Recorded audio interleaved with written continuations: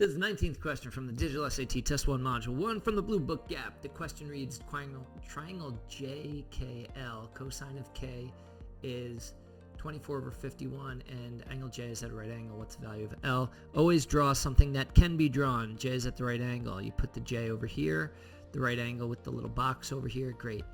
And now it says that the cosine of K is 24 over 51. Make sure you remember Soh-Cah-Toa. So cosine is adjacent over hypotenuse. So the cosine of K is adjacent, which is 24.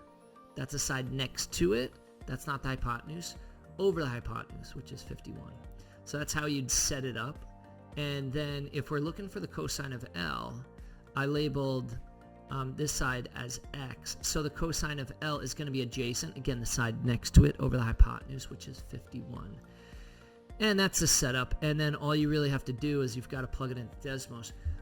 It's the Pythagorean theorem, a squared plus b squared equals c squared.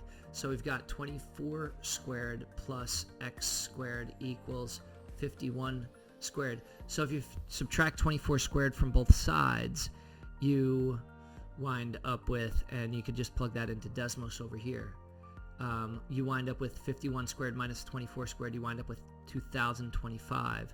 So at that point, what you'd have is you'd have x squared equals 2025. And then you got to take the square root of both sides, and once again you plug it into Desmos, you find that it's 45. So if this side is 45, then the cosine of L is 45 over 51. Just bubble in 45 over 51 and you're done.